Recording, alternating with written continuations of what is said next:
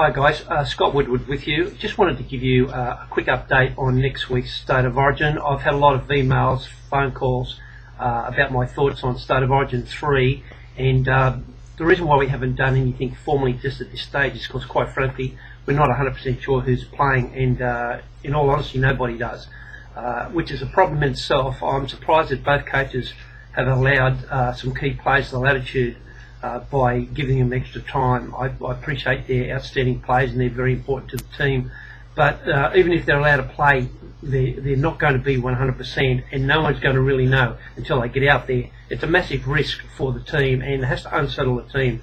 Doctors on both New South Wales and Queensland have said, both to Glenn Stewart and Billy Slater, that you won't be ready for State of Origin 3.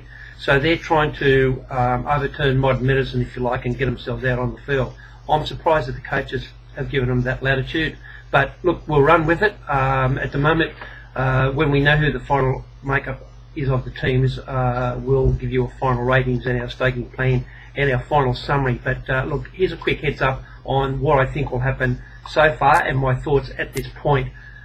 Firstly, if Glenn Stewart is out, and we expect him to be out, Ricky Stewart has to make a decision on who he selects in that position. He has to choose between Luke Lewis, Ben Creagh, Anthony Watmough and Bay Scott.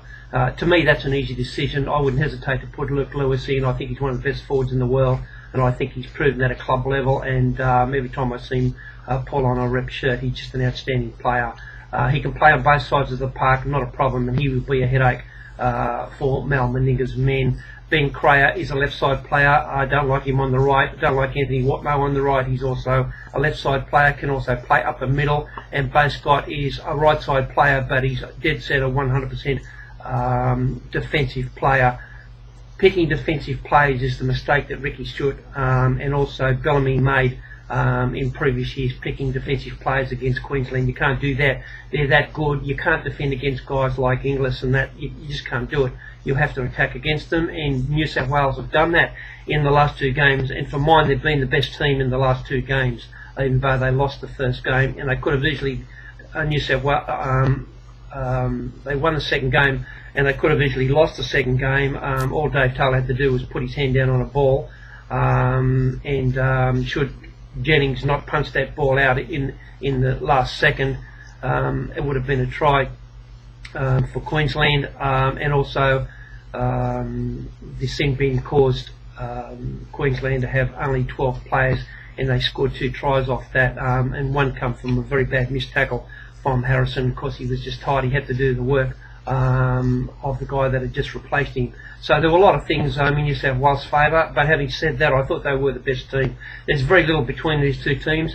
I think New South Wales have been playing to their peak in the first 2 games, and I think Queensland have been playing very poorly in the first 2 games. And if you want to look for a team that can improve a lot, it's definitely Queensland. There's no doubt about that, and I'll tell you some reasons why I think they can improve when we run through that team. Just quickly, we talked about the guys that will come in to replace Glenn Stewart. What that'll mean is that Ricky Stewart has to choose between Creagh, Merrin or Scott. 2 of those guys will miss out, which means 2 of those guys will be playing for St George on the weekend, in my opinion. One of the reasons why we've included St George in our staking plan, because I think they will be bolstered where the Raiders aren't doing too well in that area. Look, it's hard to say what he'll do. I wouldn't be surprised if he picks Bay Scott. I don't rate Bay Scott at all from an attacking point of view. He gives absolutely nothing, and he's not that big. I know he's got a good work rate and he's a very good defender, but I've seen him up against Inglis before, and Inglis doesn't have a problem in pushing him away and getting around him. For a bloke that just offers defence, I need something more than that in my State of Origin team. It'd be very interesting to see what he does. Just quickly running through the New South Wales side, their fullback Brett Stewart also struggling with injury. He'll be fine to play, but he is having problems with his old injuries. Jared Haynes fine. He's in great shape. His form has been sensational. Just a top class player. Michael Jennings has been very well held, but you get the impression that he's got something to offer. They won't want him having too much space. Josh Morris has been okay in defence. He's marking Greg Inglis, and it's a very big effort by him. He's going okay. He deserves to hold his spot. His brother Brett Morris has come in on the right wing. I'm assuming it's going to be the right wing, even though he's a left wing player, normally plays fullback or left wing. But he's come in to replace Uate. There's a lot of conjecture whether or not that was the right thing to do. I know Uate has got a lot of mistakes in him, but let me tell you, Brett Morris has got a lot of mistakes in him too under the bomb, and I've got no doubt he'll be tested as well. I know the Queenslanders would much rather be tackling Brett Morris than Akila Uate. I know that for a fact. So yeah, it's hard to say whether that's a good call or a bad call. We'll leave it at even. Todd Carney, he made a wonderful break which actually got his team home in the second game, but he's just not busy enough for mine, and he's just not taking control. Providing he keeps on improving like that, that'll be fine. New South Wales really do need him to step up and have a big game. Mitchell Pearce, you'd love to be in the trenches with him. He tries his heart out. Very good defender for a half-back, but I'd like to see him taking more control, talking more, and setting up his outside backs more. He's not top class. He's a very, very good club player, and he's probably as good as what New South Wales have got in the half-back ranks, but he's never going to be a world-beating half-back. And when you're playing half-back, you sort of want a world beater as your half-back. It is the most important position on the team. A little problem for New South Wales moving forward. I don't think Mitchell Pearce will improve any more than what he is now. He's just a great player at club level. Not going to get any better than that, I don't think. James Tamu, much better than what I thought he was. He's improved out of sight, deserves to hold his place. Robbie Farah had one of the best performances I've ever seen in State of Origin in the last game. Can't believe he never got man of the match, but it was just an incredible performance, both in attack and defence. And look, he probably did it for his mum. Why wouldn't you bust your gut for your mum? His mum's not with him anymore, and he's had to suffer her death. So to expect him to come out and do another 64 tackles and have a blinder, you'd have to think it's probably not going to happen in this game. But he's a class act, and I can't believe he hasn't been there years ago. Glenn Stewart, we don't expect to play. If he doesn't play, that's a massive hole for New South Wales. Make no bones about that. He's the talker, he's the organiser on the right-hand side, and he was the guy that was controlling the defence for Thurston and Inglis on that side. He will be a big out if he's not there. He offers both attack and defence. I think he's one of the best right side forwards in the world, beyond any doubt. Greg Bird's missed a lot of tackles in both games 1 and 2, but he's also had an outstanding performance in both games. He injured his sternum in a club game last week. They tell me sternum is the most painful thing you can have, and while he'll play, he won't want to cop a hit on his sternum in the game, or he'll probably have to go off. They say it's that bad. So big question mark over Greg Bird. Luke Lewis, for that matter, we just talked about Luke Lewis. He also got taken off with an injury. There's a lot of guys being patched up in both these teams, and it's probably going to be the fittest will survive in the end. Paul Gallen, well, he's always injured, but he always comes up and goes sensational and makes 180, 200 tackles. Love to know what he has for breakfast. I'd like to have some of it. He's just the best forward in the world, and he's just dynamic for New South Wales. Not quite sure what the makeup of the bench is going to be, what Ricky Stewart will do. I think Trent Merrin is getting better and better. They keep playing him off the bench. I actually think he's a starting forward for mine. Every time I've seen stuff for St George, he's gone fantastic. Luke Lewis, Anthony Watmo's got a problem with his neck. Tony Williams is not 100%, but it was just amazing what he did last week. Let me say, Tony Williams can miss tackles, and Tony Williams can make mistakes as well. He's not 100% the dynamic player that we've seen last week. But he'll certainly play, and he'll be a massive problem for Queensland when he come off the bench. Don't know if he's going to go with the Ben Scott in the back row. Interesting in the makeup. I think what he does with the makeup of his bench could decide how he goes in the game. Let's have a quick look at Queensland. It's an absolute toss of the coin if Billy Slater's going to play. They say he's running. He hasn't moved sideways yet, and he'll make a call on that on the weekend.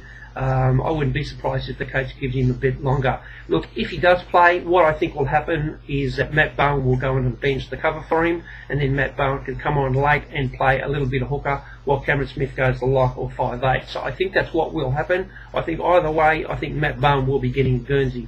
If Matt Bowen doesn't play, one of the guys will drop off on the bench, and that'll probably be Matt Gillette. I would think he'll want to keep the three big forwards on the bench.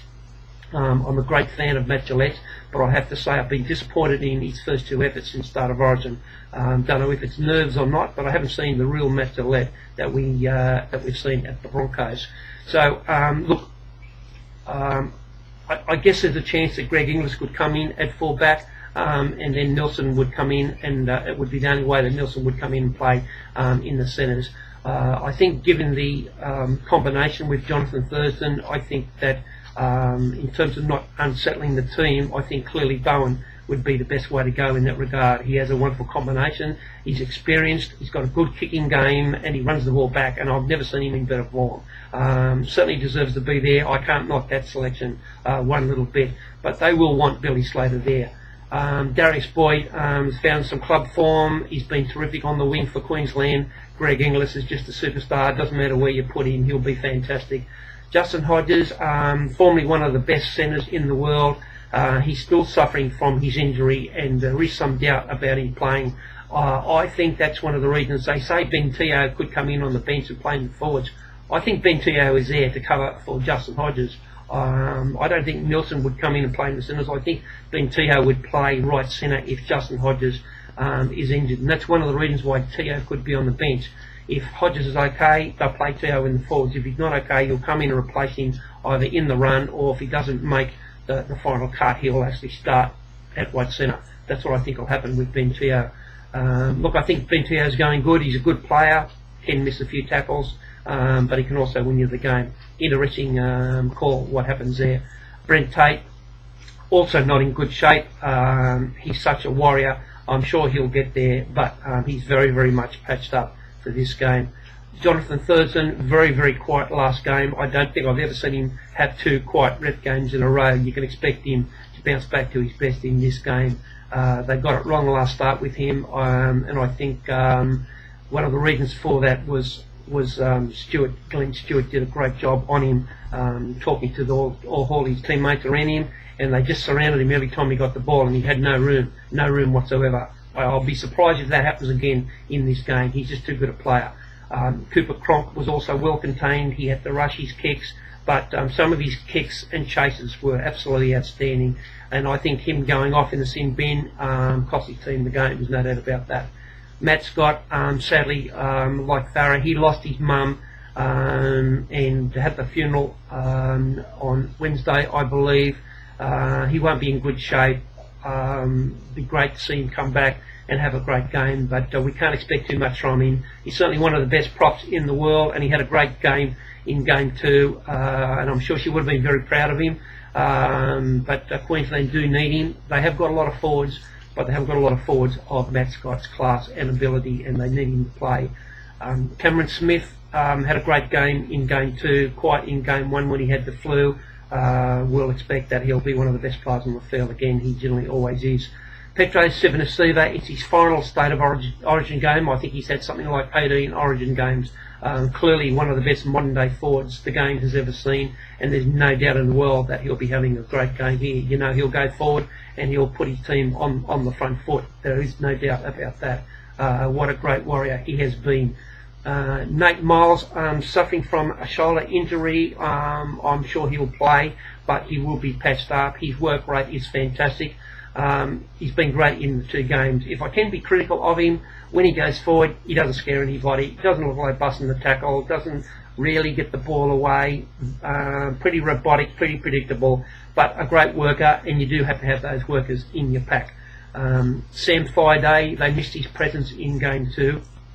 He's a big in for them. He's a good talker, and he organises the defence, and you know when he's on the field, the forwards will be very happy that he's on the field. Big in for Queensland. Another big in my opinion, and probably the biggest in, is Corey Parker. He's clearly the second best lock in the world behind Gallen. I can't believe he was never the lock first selection in the first place. He's a vastly superior lock forward to Ashley Harrison in my opinion. While they have similar work rates, having said that, look, Corey Parker, actually stats say he makes more tackles, he makes more hit-ups, and he's got a kicking game on him, and he's got an offload on him. He can actually do something that looks a little bit dangerous, and he's a bigger guy, He looks like he can bust a line, where Ashley Harrison never did look like he'll bust a line. And Ashley Harrison missed a very bad tackle in game 2, cost his team any chance of winning by that very, very bad tackle. So it's a big plus for me. Queensland have got Friday back. They've got Corey Parker starting at lock forward. I think that's 2 very, very big inclusions in the side. From the bench's point of view, I'm not sure if Matt Gillette will start. It'll depend on Billy Slater, if he's going to play, if they're going to need him, or if they're going to go with Ben Teo. What I do hope they don't do, if you're a Queenslander, I hope they don't sack Dave Taylor. He had a shocker in Origin 2. He just wasn't there. He was very nervous. He was that nervous he forgot to put his hand on a ball, which would have won the game for his team. He missed some bad tackles. He had some bad knock-ons. He just wasn't there. He is an absolute dynamic player and a game winner.